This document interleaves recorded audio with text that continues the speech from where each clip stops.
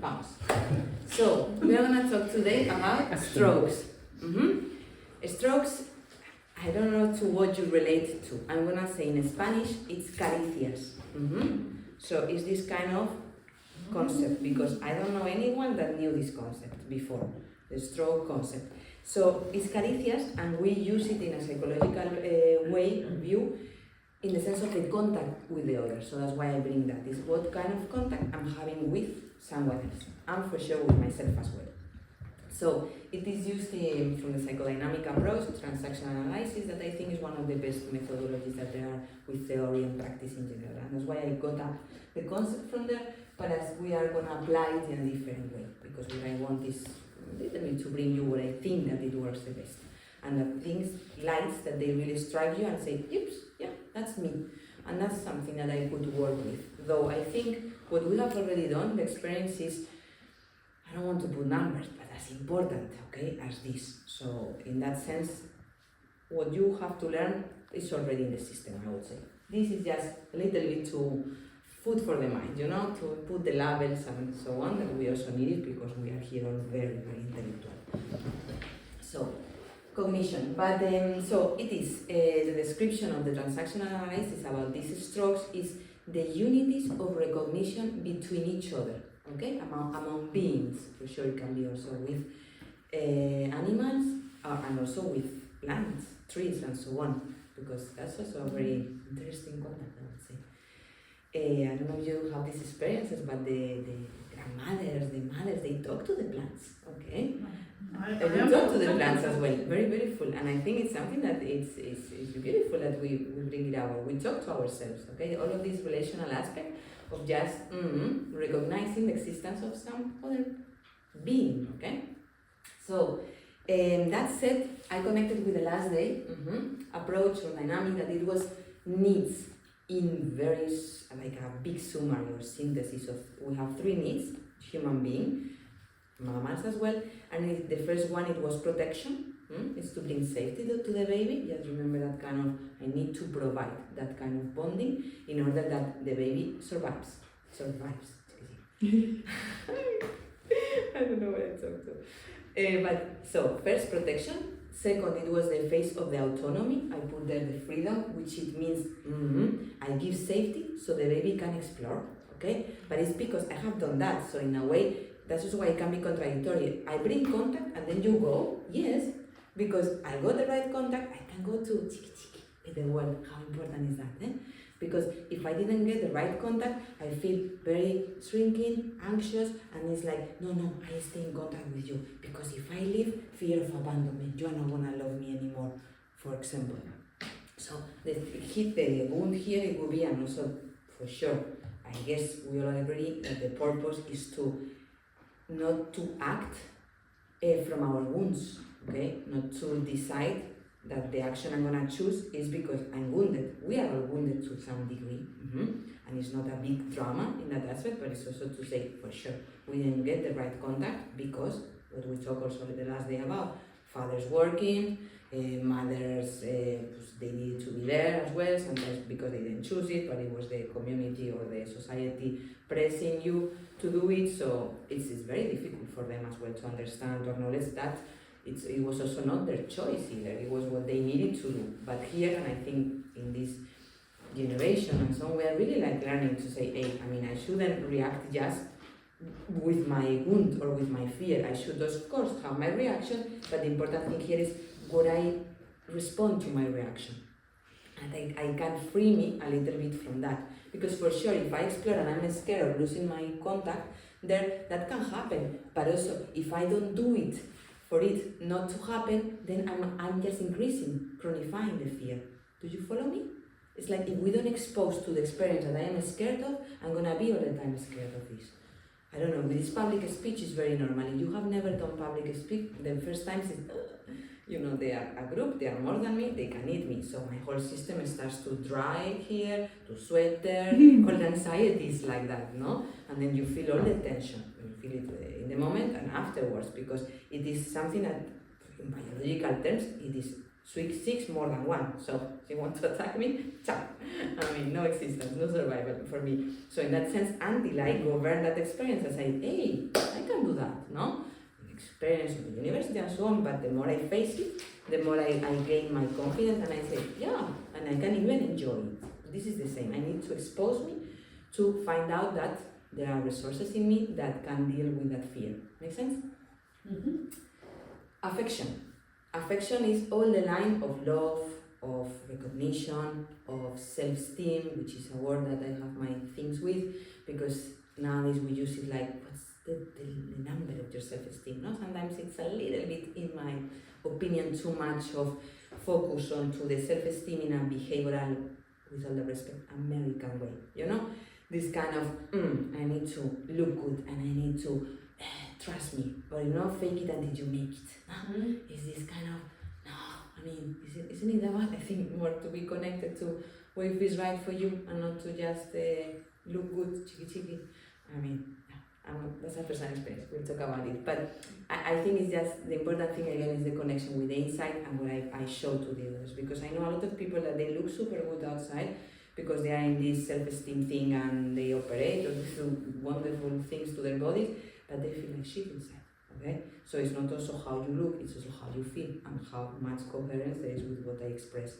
And after all, what is that affection? Is have they seen me? Have they recognized me?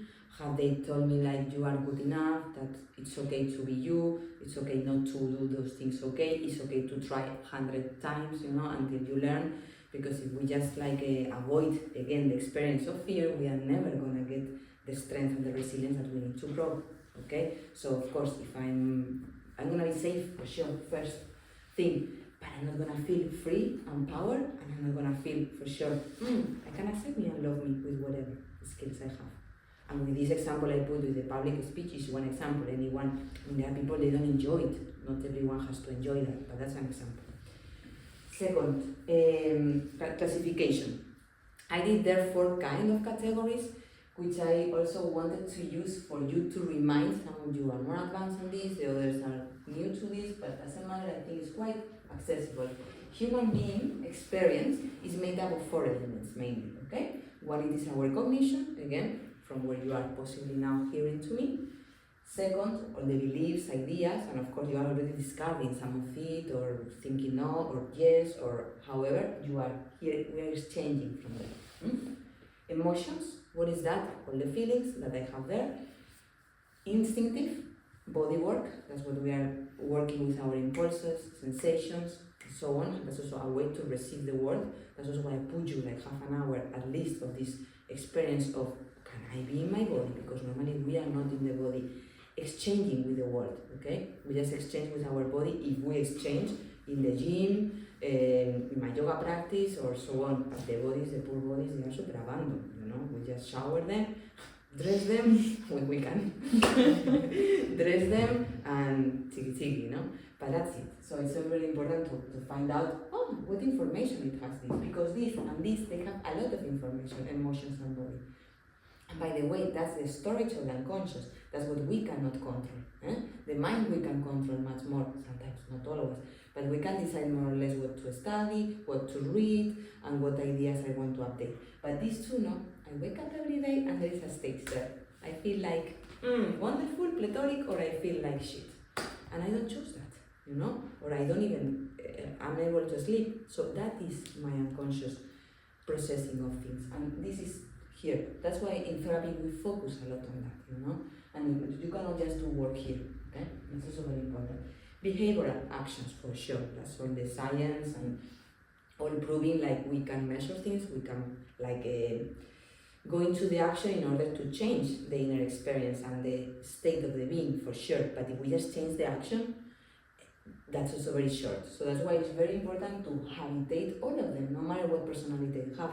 Some people, they are more action, other people, they are more emotional, other people, they are very, very rational, but we are all given this. So I guess, or my invitation is that we use it, okay? No matter what. And as always, the less comfortable that it is for me, I would say the more I need to explore it. Because the safety, okay, I'm very rational for sure. Rational people don't access a lot bodies. A good way to do it actually is how we did today, physical exercise, physical contact.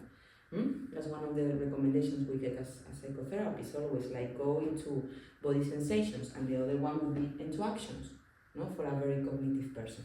Actions and environment, what it is outside of you, that you are not just in your head. I send this homework to many of my clients and they are very focused on their minds, like bring me for next week how many sensations you got out of the weather that it's outside or season that it's happening. And it's also like, what? Sensations for what? For But I mean, it does work. I mean, it takes years sometimes, I'm honest, it takes years. But I mean, I remember one of them that ended in the group and he told me, it was one of my first clients in Denmark, and he was a mind work, super intelligent man, super able, super poof. But I mean, like not looking around, I mean, not even like almost aware if it was raining or sunny, And then he was the first one sitting here and saying, hey, it's a foggy day. And even though I feel different, but I mean, he was exploring his states throughout the weather and seeing that can affect me, And it looks like, okay, how an intelligent person can be so disconnected? It is so disconnected. So in that sense, it was beautiful, the process of him. He looked at me super weird, and I'm sure also I thought that he was going to leave therapy, because what is this kind of psychologist sending me exercises to look at the weather? But I mean, it's so important because they are not there. Like I said, sometimes we are so much inside, we are not outside. Sometimes we are just outside, we are not inside.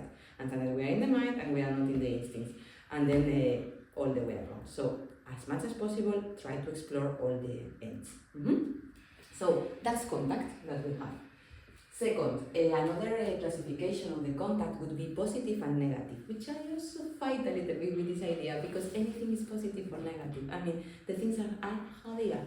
Of course, they can be pleasurable or they can be super uncomfortable. And I'm like, I want this to end. But even though they need to be there, I didn't make up life. Life is like that. It has pain and it has love. It has fear and it has love and safety. It has joy and it has not nice moments and grief. Okay, grief is part of life. So in that sense, it's also to accept that the not right contact, and then I come into the bullying situation, it's there. And there was a theory of economy, Steiner made it. He's also another of these approaches of psychodynamic. And he said that he found out that what it happens is that first, of course, we all want to be liked. We like to receive how beautiful is your hair, how would you do that, or whatever, okay? But how easy it is to discard it? Because as we have not lived an okay contact in families, then what we do is, no, that's not true, that's not about me. But we are not trusting first the other one, and second, just choosing to repeat what I have lived. So in that sense, I'm projecting my mother. Like I said, if I have a critical mother, I'm projecting my mother all over. So what I ended up is with negative contact. I'm gonna find someone, unconsciously possibly, a couple, that doesn't say to me beautiful things, that it tells me, you are not so good at cooking, you are arriving late, you forgot my birthday. So like all of these lacks, okay? So it's like the negativity, or a boss, or life puts us that, or we choose it, we never know. I think it's both. But the thing is like, okay, did I have negativity? I'm gonna put much more negativity in my life. And then I come to the psychologist, if I'm lucky, I mean, you do, but not many people do, in the sense of, okay, I'm gonna question it, what is it happening? Can I get the responsibility? Because if not, the world has a problem, look at them. I mean, war there, COVID there, all, the trade, all. So in that sense, you stay in the all is negative, no? And then third, which is something we all avoid, and by the way, one more thing, the kids, that's also very interesting. When they don't have positive recognition or contact, right contact, what they do is to behave bad. Have you seen that? They start to shout no, to break things, to do that kind of, hey, I exist, I'm here, because if anyone sees me, I die. I mean, and that's also why it's so important. We need to be seen. I don't know if you got that experience, but when I arrived to Denmark, I was also getting so angry the first year because anyone answered me the hi. There was not this warm look. I felt very, very alone. I mean, I was, like, am I visible? I mean, I remember this kind of thing. I mean, sharing, no? It's small spaces, even a sauna. I used to swim a lot, and I wanted to go to the sauna, and you have been there, 20 minutes with someone, body to body almost there, exposed, and they leave and they don't even say hi. And I mean, I was, and also with all the heat from the sound and the same, the bus driver, the same, the tiki-tiki. My ex-boyfriend by then, also Danish, and like, can you ask me how am I when I come back home? I mean, that was also not in the back. And I'm sure he loved me a lot, but that was not in the back of, how are you? How was your day? Huh? I mean, it is a, maybe from the southern, very normal thing to do. For sure, then you're not present and you are doing something else, you're not listening again, telling me the same story. But at least it's the, how are you? I see you, I recognize you, no? And then the only ones that they say, hi, good day, is the ones from the supermarket, no? Because they are put to be said that, you know, it is in the contract. Otherwise, I tell you, because I was, why the people in the supermarket, they are different than the people driving a bus? And it's because it is obligatory, okay? But just to tell you that for sure, no, every culture has its different need for contact, and we do need more contact, okay? So how important it is what we did today, and also to just ask, hey, can I get that thing, you know, I'm not getting, and that doesn't mean that I need to give back, or that I want to fuck with you, or however, because that's also very bizarre sometimes, that we are so scared of, then they're gonna come to me and dominate me, no? And take me, and understand wrong things, you know, when it's just like, I just like contact. Contact is visual contact, sometimes. So that's also very important. And then what I wanted to say is like, then we behave bad or we want negative contact before no contact. And that's also the explanation of why many people, they stay in toxic relationships, okay, about bullying and so on. It's like, or abuses, it's like a victim of an abuse. This is a typical case, the woman that cannot leave the relationship because she's scared and she doesn't want to stay with no contact. And that's also very important, to accompany these people is also to support them, you know, and to understand that they need to stay because it's so scary to leave. In their brains, it's like, if I leave, I die. It's like the kid that is gonna be left in the crib and the crib, and it's not gonna get the food. So in that sense, it's very primitive, but it's very true. Like, I can die if I lose this person. So I prefer you pass through me than to lose you. That explains a lot of things. Okay. So in that sense, that's also why, for sure, as much awareness as we can, as much respect as we can with the others, because everyone does it how they can do it. So it's so easy to say from outside that person is doing you bad, or that manager, or quit the job, but it's also to respect them and they need their process. Because this is super, super, super mathematical. Positive, negative, and then one. And nervous system, which is also what we do a little bit with the mindfulness, we have sympathetic and parasympathetic. In the sympathetic, it's like when I wake up in the morning and I start to do things, activate. That's a contact that it is like, I move, I want to do things. It's the element of fire in the body.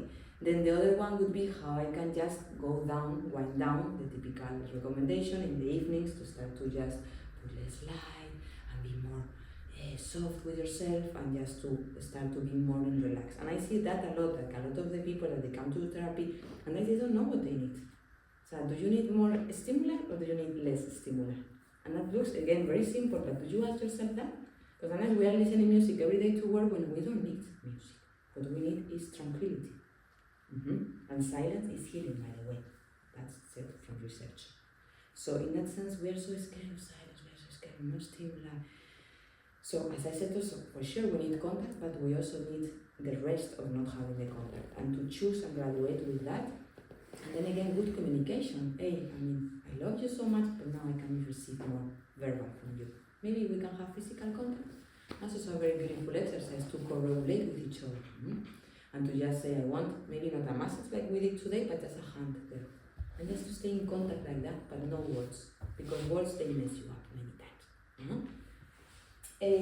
So last thing is in the relational aspect, we can have, and we have all contact with ourselves.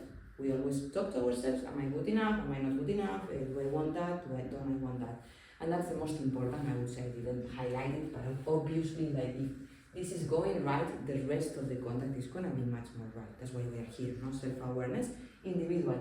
But then we have other three contacts possible, which is you and you, so you and me, one-to-one. Very intimate, it can be with friends, it can be with couples, and that is the one that I really nourish my deep self, you know, it's when I can be vulnerable and just receive from you in my vulnerability. I don't need to put, like in the third contact, which is the mask, You know, in a way, even though with masks, we all have masks. We go to the street and we put a mask. And we also need it. Actually, a lot of disorders, mental health disorders, are that they don't have masks, like schizophrenic people. They don't know when to do what. So in that sense, we would be all running naked. Imagine, no, or chaos, or so much contact. So in that sense, it's also they have not fragmented themselves correctly. And in that sense, they don't know what is right and not right. So intimate, but like I said, conventional, it's also important, because otherwise you just feel a little bit, how can I root? How can I belong? And how can I be me in this society, for example? And collective, which is more spiritual, transpersonal, which is more holistic in the sense of connecting to the wholeness. It can be connecting to the world in general, to the life, to the plants, to the stars, to the moon, to always given to us, because we really disconnect. I mean, I don't know if you have that kind of approach, but me, like, sometimes I really feel like, wow, I mean, you go to the ocean, or you look at the moon, or you see the clouds in the sky, and you say, wow, what is that? What that come from? And that's given to us, and we are here, like, with our own stuff, you know? Like, instead of opening up to another greater contact than you, and also receiving that in your system, you know. And actually, that's also why this idea I bring you today, what it is me inside and what it is outside. What is going on, you know, in the ocean, in the sky, in the seasons, in the society, like a greater element, because we are a part of the greater elements. But because of our society, it's self-centered, you know, it's be on your own. And also with this kind of, now you need to be strong, and you need to be able to make it all, and it's impossible. I mean, we need the others.